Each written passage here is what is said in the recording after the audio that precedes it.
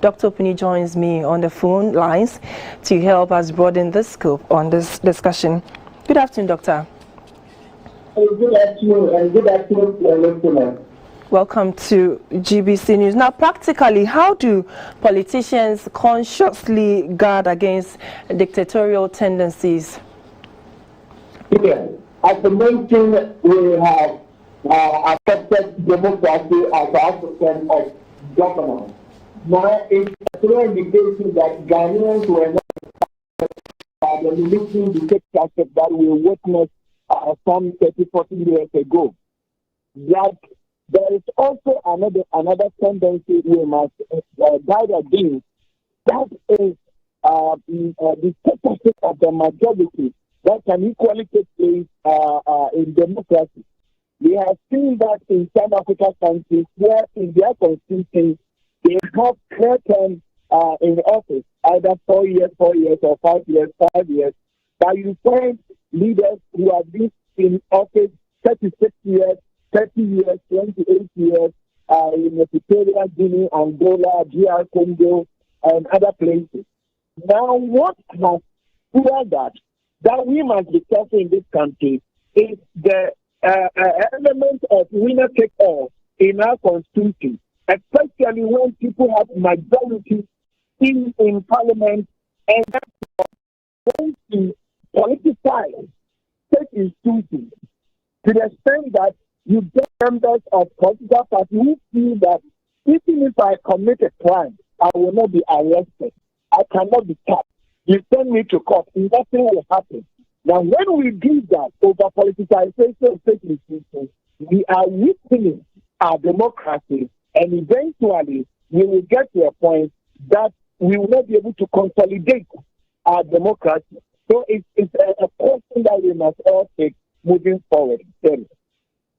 Look at Ghana's parliament, and with us not having a clear majority, how do you think we can consolidate our democratic gains? The 2020 general election gave us a different scenario. But until then, over the years, and we have had that both on the MPP and NDC, having majority in parliament, you do realize that any bill that came from either Jubilee House or Flatter House to Parliament will pass. It was obvious. Within 48 hours, it will pass. Why? Because the parties that have their member as president with the majority in Parliament will always have their way. Now, the 2020 general election, something changed. The current Parliament is different. But moving into the future, we must all accept that democratic consolidation is a collective responsibility.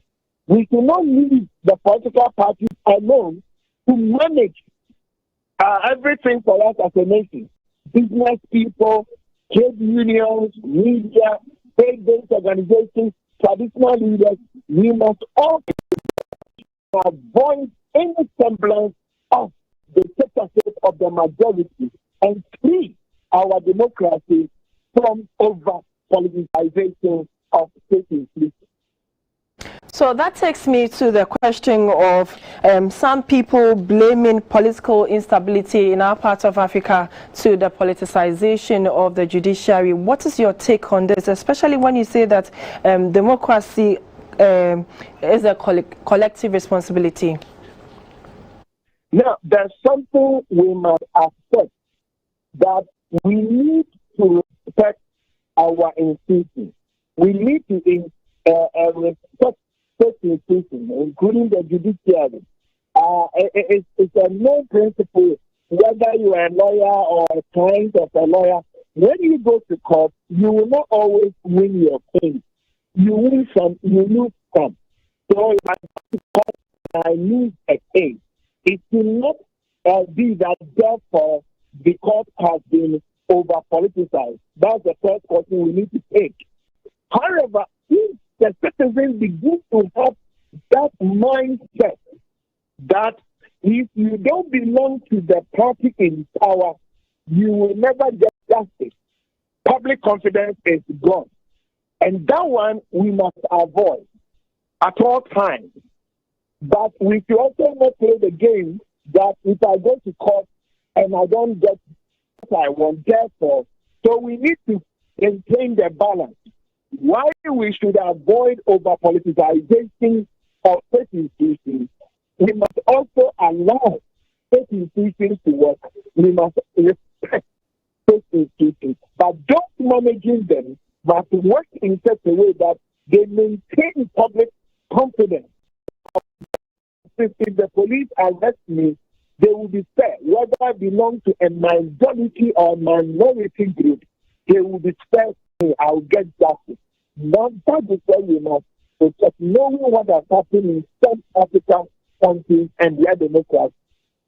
Now, Doctor, before you go, besides democratic consolidation being a collective responsibility and allowing state institutions to work, how do we consolidate the gains made in our democracy? At the moment, we as a country, we compare, say, Angola, DI Congo, Uganda, Equatorial Guinea, Algeria, Sudan, recently Mali, we are doing well. But moving forward, we must all accept that if we want to consolidate our democracy,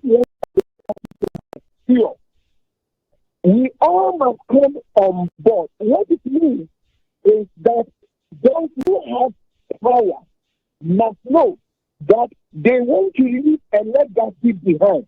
They don't want to send us back to the military dictatorship or any form of dictatorship. So if you get power today, keep it in mind that you will not always be here.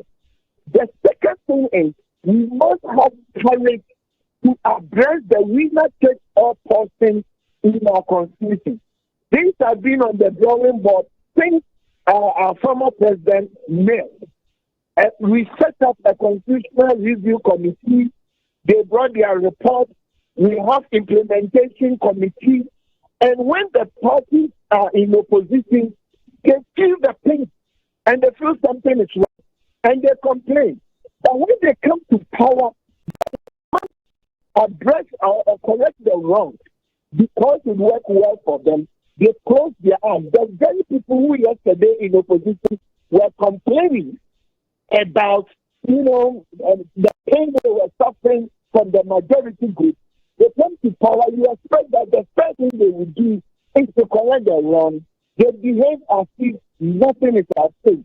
We need and whoever we want to lift everything with our president in all humility to respond to the winner takes all challenges in our constitution and maybe leave us that legacy that we free ourselves from over-politicization of state institutions. Such success still remain in our constitution.